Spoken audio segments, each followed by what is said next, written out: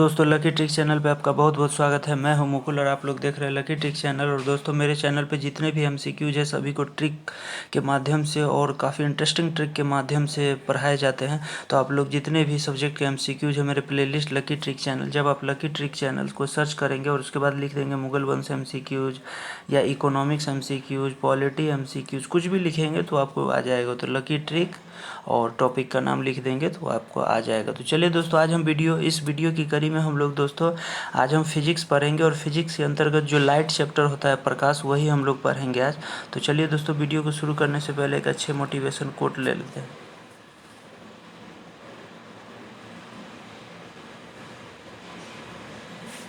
तो उम्मीद करता हूँ दोस्तों ये आप लोग को लाइन काफ़ी अच्छा लगा होगा। तो चलिए दोस्तों, जब आप मेरे वीडियो को यूट्यूब पे सर्च करेंगे तो कुछ इसी तरह का लोगो आपको देखने को मिलेगा। और भौतिक विज्ञान और पार्ट 1 ये रहेगा दोस्तों। इसमें टोटल 180 क्वेश्चन लगभग है। तो हम लोग 3 पार्ट में 60-60 क्वेश्चन का 3 पार्ट में हम लोग कर लेंगे इसको। तो प्रकाश काफ़ी इंपॉर्टेंट चैप्टर है, एग्जाम में 1 से 2 क्वेश्चन इससे दोस्तों आ ही जाते हैं। तो आज हम लोग लाइट चैप्टर का एमसीक्यूज करेंगे और काफ़ी अलग ही अंदाज में करेंगे। तो चलिए दोस्तों, लाइट चैप्टर को हम लोग एमसीक्यूज के रूप में करते हैं।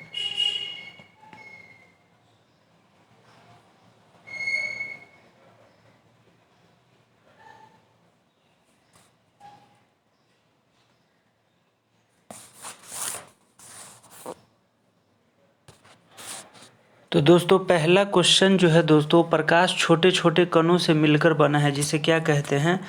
उसे कहते हैं दोस्तों, क्या कहते हैं? फोटोन कहते हैं, फोटोन कहते हैं। अब आगे चलते हैं नेक्स्ट क्वेश्चन, सेकेंड नंबर पे दोस्तों। दूसरा क्वेश्चन कह रहा है प्रकाश तरंग जो है किस प्रकार की तरंग है? तो प्रकाश तरंग दोस्तों है वो है अनुप्रस्थ। अब इसको हम लोग कैसे याद रखेंगे?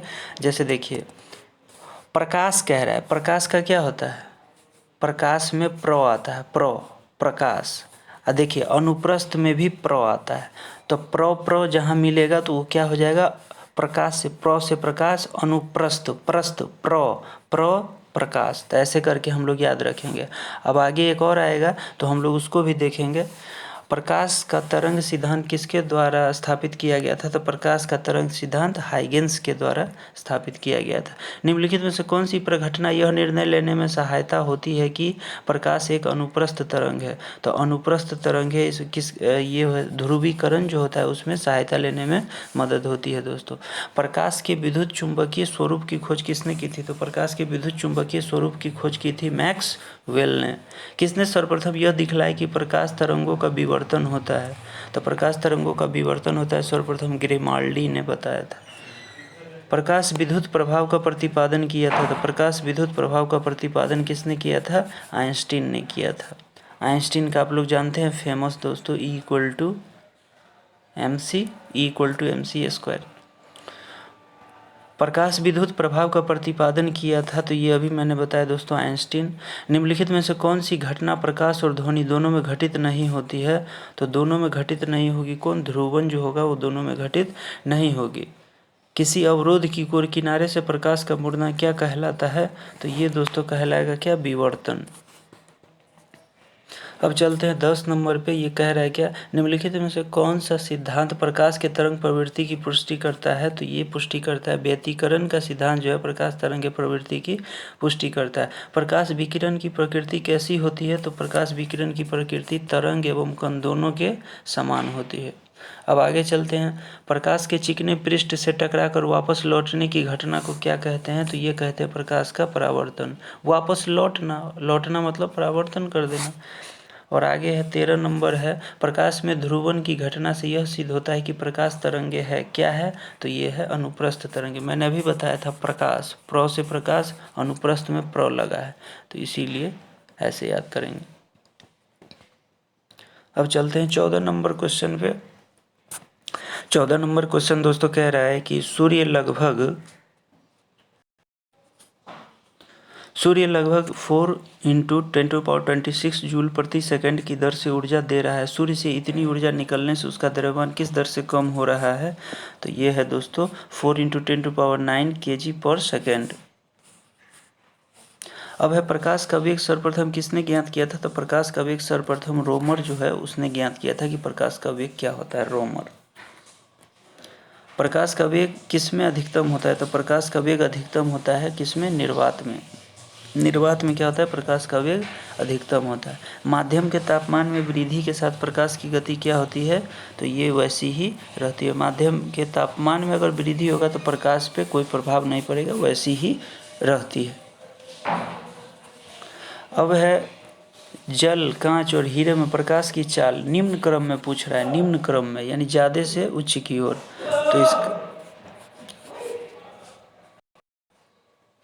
तो जल, कांच व हीरे में प्रकाश की चाल निम्न क्रम में क्या होगी? सबसे जल में, उसके बाद कांच में, उसके बाद हीरा में। अब चलते हैं आगे 19 नंबर। चंद्रमा से पृथ्वी तक आने में प्रकाश को लगभग कितना समय लगता है? तो चंद्रमा से पृथ्वी तक आने में प्रकाश को कितना समय लगता है? तो ये लगता है दोस्तों 1 सेकंड का समय लगता है। तो यहाँ पे बस गौर करना है, चंद्रमा से कह रहा है, चंद्रमा से पृथ्वी तक आने में प्रकाश को, यहाँ ये नहीं कह रहा है कि सूर्य के प्रकाश को पृथ्वी तक आने में वो लगता है 8 मिनट कुछ सेकंड लगता है। तो यहाँ पे कह रहा है चंद्रमा से पृथ्वी तक आने में प्रकाश को, यानी चंद्रमा के प्रकाश को पृथ्वी तक आने में कितना समय लगेगा? तो इसका आंसर ध्यान से आप लोग पढ़ेंगे। अब चलते आगे, सूर्य का प्रकाश हमारे पास लगभग कितने समय में पहुंचता है? देखिए जो मैंने अभी कहा था, यहाँ सूर्य का प्रकाश पृथ्वी तक पहुंचने में, तो ये दोस्तों लगभग यहाँ पे दिया हुआ है आंसर। तो यहाँ पे क्या हो जाएगा? 8 मिनट इसका राइट आंसर हो जाएगा।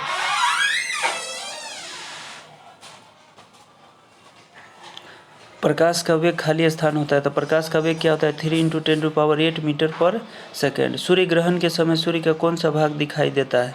तो सूर्य ग्रहण के समय सूर्य का कौन सा भाग? किरीट या कोरोना? कोरोना जो इस बार महामारी काफ़ी मचाया था, देखिए ये हम लोग कई बार पढ़ते होंगे, कई बार इसको पढ़े भी होंगे, किरीट या कोरोना। लेकिन जानते थे ये कोरोना इस बार भयावह रूप ले लेगा और सबसे विनाशकारी होगा पूरे पृथ्वी के लिए। पूर्ण सूर्य ग्रहण का अधिकतम समय होता है, तो पूर्ण सूर्य ग्रहण का अधिकतम समय क्या होता है? 460 सेकेंड।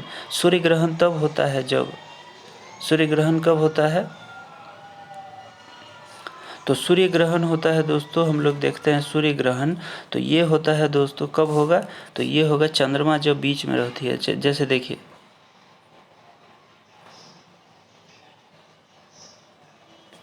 जैसे मान लीजिए कि ये क्या है? ये सूर्य है और ये क्या है? पृथ्वी है। तो सूर्य और पृथ्वी के बीच में क्या आ जाएगा? चंद्रमा। सूर्य और पृथ्वी के बीच में क्या आ जाएगा? चंद्रमा। तो सूर्य और पृथ्वी के बीच में चंद्रमा आ जाएगा, तो ये क्या हो जाएगा? सूर्य ग्रहण। यानी सूर्य और पृथ्वी के बीच में कोई आ गया तो ये क्या हो गया? तो सूर्य ग्रहण तब होता है जब क्या होता है? सूर्य और पृथ्वी के बीच में क्या हो जाता है? चंद्रमा आ जाता है, यानी ग्रहण लगा देता है। यानी कोई कहते हैं ना कि किसी के बीच में कोई आ जाता है तो ग्रहण लग जाता है, तो इसी तरह सूर्य कह रहा है सूर्य ग्रहण जब ही कह देगा, यानी सूर्य के बीच में कोई ना कोई जरूर आता है। तो सूर्य और पृथ्वी के बीच में कोई ना कोई जरूर आ गया, यानी चंद्रमा बीच में आ जाती है। तो अब चलते हैं 25 नंबर। चंद्र ग्रहण घटित होता है, तो चंद्र ग्रहण कब घटित होता है? तो ये घटित होता है पूर्णिमा के दिन। चंद्र ग्रहण कब घटित होता है? पूर्णिमा के दिन। सूर्य ग्रहण कब होता है? तो सूर्य ग्रहण अमावस्या के दिन। सूर्य ग्रहण अमावस्या के दिन। अमावस्या का दूसरा नाम क्या है पता है आप लोगों को? प्रतिपदा। प्रतिपदा भी अगर कहीं कहीं रहे तो समझिएगा वो अमावस्या की चर्चा कर रहा है। तो प्रतिपदा देख के ये नहीं कन्फ्यूज़न में आ जाए कि आखिर ये है क्या, तो अमावस्या का ही दूसरा नाम है। एक कटा हुआ हीरा क्यों चमकता है? तो एक कटा हुआ हीरा क्यों चमकता है? तो ये चमकता है पूर्ण आंतरिक परावर्तन के कारण। अब आगे चलते 28 नंबर। पानी से भरे किसी बर्तन में पड़ा एक सिक्का किस कारण थोड़ा उठा हुआ प्रतीत होता है? तो पानी से भरे, अब मैं यहाँ पे एक चीज़ आप लोगों को बताता हूँ कि किसी भी चीज़ों का आकार टेढ़ा मेढ़ा हो, पानी से भरे किसी बर्तन में पड़ा एक सिक्का ऊपर उठा हुआ प्रतीत हो, या उसका आकार छड़ी का आकार टेढ़ा मेढ़ा दिखाई दे, ये सभी का कारण क्या होगा? तो अपवर्तन इसमें याद रखेंगे। मैं बीच बीच में आप लोगों को ये चीज़ बताता रहूँगा। अब है कि पानी में लटका कर बैठे हुए व्यक्ति को उसका पैर मुड़ा हुआ प्रतीत होता है। तो मुड़ा हुआ प्रतीत होता है, तो मैंने अभी बताया था आप लोगों को, कुछ भी हो, पैर सीधा हो मुड़ा हुआ पानी में दिखाई दे, या किसी छड़ी का मुड़ना हो, या किसी सिक्का का, ये जितने भी चीज़ें हो पानी में अगर कुछ तिरछा या मुड़ा हुआ दिखाई दे, सब के सब का कारण क्या है? तो वह है अपवर्तन, उसका कारण होता है। जब एक कॉम्पैक्ट डिस्क CD सूर्य के प्रकाश में देखी जाती है तो इंद्रधनुष के समान रंग दिखाई देता है। इसका क्या कारण है? तो ये इसका कारण है परावर्तन विवर्तन की परिघटना के कारण। ऑप्शन नंबर ए इसका राइट आंसर हो जाएगा। अब देखिए, जल के अंदर पड़ी हुई मछली किस कारण से अपनी वास्तविक गहराई से कुछ ऊपर उठी हुई दिखाई देती है? तो मैंने अभी आप लोगों को बताया था, जल के अंदर कुछ भी चीज़ हो, चाहे वो ऊपर दिखाई दे या टेढ़ी दिखाई दे, जल के अंदर कुछ भी ऐसी घटना हो तो उसका ओनली वन कारण क्या होता है? प्रकाश के अपवर्तन। तो ये अपवर्तन याद रखेंगे कि जल में कोई भी चीज़ हो, ऊपर उठी हुई हो, टेढ़ा दिखाई दे, पैर का हिलना डुलना, कुछ भी हो, जल से रिलेटेड होगा तो उसका राइट आंसर क्या होगा? अपवर्तन। तो आप लोग ध्यान रखेंगे। अब फिर कह रहा है, जल के अंदर मौजूद व्यक्ति को किस कारण जल की सतह के ऊपर की वस्तु अपनी वास्तविक स्थिति से अपेक्षाकृत ऊपर दिखाई देती है? तो फिर से क्वेश्चन आ गया, जल से रिलेटेड और ऊपर नीचे की घटना आ रही है, तो फिर से इसमें क्या होगा? प्रकाश के अपवर्तन इसका राइट आंसर हो जाएगा। अब अगला क्वेश्चन है, पानी में डूबी हुई लकड़ी मुड़ी हुई प्रतीत दिखाई देती है। मैंने पहले ही से बताते आ रहा हूँ कि लकड़ी मुड़ी हुई कुछ भी हो तो इसका राइट आंसर आप लोग खुद अब बताएंगे। तो इसका राइट आंसर क्या होगा? प्रकाश का अपवर्तन। जब प्रकाश की किरण कह रहा है विरल माध्यम से सघन माध्यम में जाती है तो क्या होती है? विरल माध्यम से सघन माध्यम में जाएगी तो अभिलंब की ओर क्या होती है? वो झुक जाती है।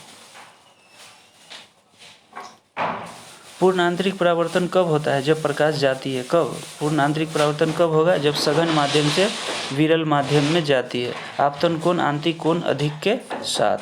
अब चलते आगे, इंद्रधनुष किस कारण से बनता है? तो इंद्रधनुष बनने का क्या कारण है? तो इंद्रधनुष बनने का कारण है अपवर्तन और परावर्तन। मृग मृचिका दोस्तों, इसका इंग्लिश आप लोग जानते हैं। मृग मृचिका को इंग्लिश में कहते हैं क्या? मिरेज कहते हैं इसको। मृग मृचिका जो दोस्तों हम लोग देखते होंगे, जैसे हम लोग कभी धूप में गाड़ी में अगर बैठ के जाते हैं तो हमको गाड़ी के शीशे से बहुत दूर तक हम लोग सामने में देखेंगे तो रोड पे हम लोग को क्या दिखाई देता है? पानी दिखाई देता है कि रोड पे अरे पानी कहाँ से आ गया इतनी धूप में, जबकि बारिश तो हुई नहीं है। तो वही दोस्तों मृग मृचिका होता है। जैसे जैसे हम उस मृग मृचिका के नज़दीक पहुँचते हैं तो वो पानी जो आप लोगों को दिखता रहता है गाड़ी से, वो नहीं दिखेगा। तो ये क्यों होता है? तो ये मृग मृचिका बनने का पीछे क्या कारण है? तो अपूर्ण आंतरिक परावर्तन का कारण है। तो आप लोग कभी भी गाड़ी से जाए और इस तरह की घटना हो तो आप लोग तुरंत वहाँ पे पढ़े लिखे होने का संकेत दे कि ये पूर्ण आंतरिक परावर्तन के कारण होता है, तो आप लोग वहाँ भी कोई चीज़ याद कर सकते हैं। चलते फिरते भी पढ़ाई होनी चाहिए। अब देखते हैं आगे, क्वेश्चन कह रहा है पेट अथवा शरीर के अन्य आंतरिक अंगों के अन्वेषण के लिए प्रयुक्त तकनीक एंडोस्कोपी किस पर आधारित होती है? जो हम पेट के आंतरिक भागों को देखते हैं तो वो एंडोस्कोपी किस पे आधारित होती है? तो ये होती है पूर्ण आंतरिक परावर्तन के कारण।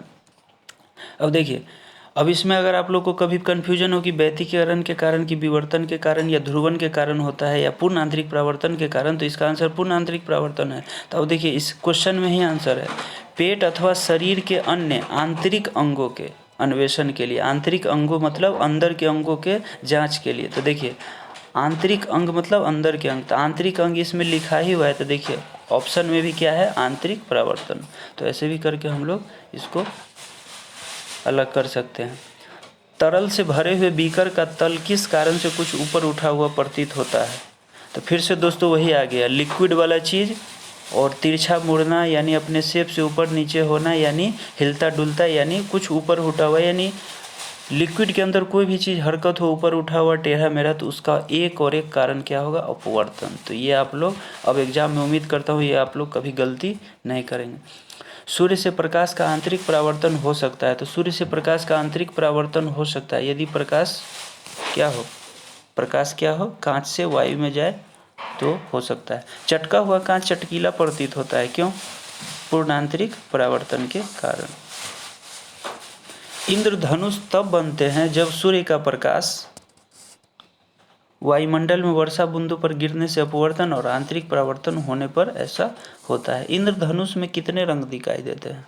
तो ये तो कॉमन क्वेश्चन है और काफ़ी इजी है। तो इसमें 7 रंग। इंद्रधनुष में कितने रंग होते हैं? 7 रंग। अगर इसको आप लोगों को याद रखना है तो विवगियोर एक बहुत ही अच्छा कंसेप्ट है, VIVGYOR, विवगियोर। अगर ये विवगियोर अगर आप लोगों को याद रहता है तो 2, 4, 6 और 7, देखिए यही जो है इंद्रधनुष है। तो विवगियोर में देखिए ये क्या है? ये सब जितने भी है सब कलर है, violet, indigo, blue, green, yellow, orange और रेड। तो ये सब क्या है, विबग्योर भी कॉन्सेप्ट एक आप लोग याद रखेंगे। प्रकाश ऊर्जा का ऑप्टिकल फाइबर में संचरण निम्नांकित घटना के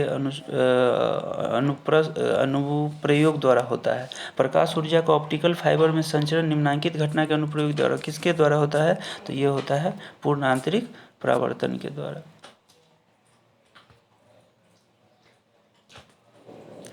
अब चलते आगे 45 नवसंबंधित माध्यम युग के क्रांतिक कोण से अधिक आपतन कोण का सघन विरल माध्यम की ओर जाने वाली प्रकाश किरण क्या कहलाती है। यहाँ देखना है कि दोस्तों सघन से विरल माध्यम की ओर, तो सघन से विरल माध्यम की ओर हम लोगों ने अभी क्या याद किया था ऊपर में, समग्र आंतरिक परावर्तन। अब कह रहा है कि दृष्टि का एक दोष दीर्घ दृष्टि, जिसमें क्या होता है, क्या क्या होता है दीर्घ दृष्टि दोष में, तो यही कह रहा है आप लोगों को पहचानने के लिए। तो दीर्घ दृष्टि दोष में क्या होता है, तो ये होता है कोई व्यक्ति निकट वस्तु को स्पष्टतः क्या करता है, वो नहीं देख पाता है, और उसके बाद क्या है, आँख का निकट बिंदु सामान्य स्थिति से दूर चला जाता है। इसीलिए इसका राइट आंसर 2 और 3 होगा, इसीलिए इसका राइट आंसर डी हो जाएगा। यौगिक सूक्ष्मदर्शी क्या होता है, तो यौगिक सूक्ष्मदर्शी जो होता है वो ऐसा सूक्ष्मदर्शी जिसमें लेंसों के 2 सेट होते हैं, एक नेत्राकार लेंस और दूसरा एक नेत्रक। किसके कारण आकाश नीला दिखाई देता है, तो आकाश नीला जो है वो किसके कारण दिखाई देता है, तो ये दिखाई देता है प्रकीर्णन के कारण। जब प्रकाश किरण एक माध्यम से दूसरे माध्यम में जाती है तो क्या होती है, तो ये होती है आवृत्ति समान बनी रहती है। अब चलते 50 नंबर क्वेश्चन पे। आकाश नीला दिखाई पड़ता है, क्यों? नीले प्रकाश का प्रकीर्णन जो होता है वो क्या होता है, सबसे अधिक होता है। तो यहाँ पे 2 क्वेश्चन आप लोगों को देखने को मिल रहा होगा। आकाश नीला दिखाई देता है प्रकीर्णन के कारण, और नीले आकाश का प्रकीर्णन यानी प्रकीर्णन सबसे अधिक किस में होगा, तो नीले प्रकाश में। वातावरण में प्रकाश का विसरण, वातावरण में प्रकाश का विसरण निम्नलिखित की वजह से होता है, तो किसकी वजह से होता है, तो ये होता है धूलकण की वजह से। चंद्र सतह पर एक प्रेक्षक को दिन के समय आकाश कैसा दिखाई देगा, तो ये दिखाई देगा काला। अंतरिक्ष यात्रियों को आकाश से कैसा दिखाई देता है, ये ऐसा ही काला दिखाई देता है। एक गोलाकार वायु का बुलबुला किसी कांच के टुकड़े में अंतः स्थापित है, उस बुलबुले से गुजरी हुई प्रकाश की किरण के लिए वह बुलबुला किस तरह की व्यवहार करेगा, तो ये व्यवहार करेगा दोस्तों अपसारी लेंस की भांति। यातायात सिग्नलों में लाल प्रकाश प्रयुक्त किया जाता है, क्यों प्रयुक्त किया जाता है, लाल रंग सबसे कम क्या होता है, परिक्षेपित होता है। समुद्र नीला क्यों दिखाई देता है, तो प्रकाश के परावर्तन तथा जल के कणों द्वारा प्रकाश के प्रकीर्णन के कारण। अगर कलर की चर्चा है तो उसमें खासकर एक प्रकीर्णन वर्ड जरूर आएगा, जो आप लोग ध्यान में रखेंगे कि कलर ऐसे क्यों हो जाता है। सूर्योदय और सूर्यास्त के समय वायुमंडल में लालिमा किस कारण छा जाती है, तो लालिमा जो छाने का कारण है वो क्या है, प्रकाश के प्रकीर्णन के कारण। देखिए यहाँ फिर से कलर की बात आ गई। कलर की बात जहाँ जहाँ आएगी, लालिमा, नीले वगैरह जो भी कुछ कलर की बात आएगी, तो उसमें क्या होगा, प्रकाश के प्रकीर्णन। और मैंने ऊपर क्या बताया था, जल से रिलेटेड अगर जल में कोई चीज़ टेढ़ा या मुड़ा हुआ प्रतीत या अपने वास्तविक ऊंचाई से ऊंची जल में हो, तो वो क्या होता है, अपवर्तन होता है। तो उसको भी आप लोग ध्यान में रखेंगे।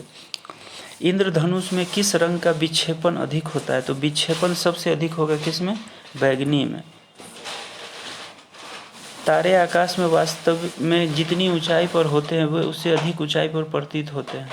इसकी व्याख्या क्या है, स्पष्ट व्याख्या, तो अपवर्तन। देखिए फिर से ऊंचाई और ऊंच नीच की बात आ गई, तो इसमें कह रहा है तारे आकाश में कह रहा है वास्तविक ऊंचाई, लेकिन ऊंचाई ऊंच नीच की बात आ रही है, तो ऊंच नीच की बात जहाँ आएगी, टेढ़ा मेढ़ा की बात जहाँ आएगी, तो उसमें क्या आएगा, अपवर्तन आएगा। सूखा बालू चमकीला क्यों दिखाई देता है जबकि गीला बालू धुतिहीन हो जाता है, यानी, तो इसका आंसर जो होगा वो होगा परावर्तन के कारण। पेरिस्कोप बनाने में निम्नलिखित में से कौन सा एक प्रयुक्त होता है, तो पेरिस्कोप बनाने में समतल दर्पण का प्रयोग होता है। तो उम्मीद करता हूँ दोस्तों इसमें पार्ट 1 में हम लोग 60 क्वेश्चन तक रखते हैं, टोटल 180 क्वेश्चन है, तो इसमें हम लोग पार्ट 3 तक प्रकाश को पूरा करेंगे। तो वीडियो को सब ज़रूर लाइक करेंगे और चैनल को सब्सक्राइब करेंगे, बेल आइकन दबाएंगे, ताकि इसी तरह के कंसेप्ट क्लियर आपको MCQs आप लोगों तक पहुंचती रहे। और लाइक और कमेंट करके बताएं वीडियो आप लोगों को कैसा लगा। तो मिलते हैं दोस्तों नेक्स्ट वीडियो में, तब तक के लिए जय हिंद।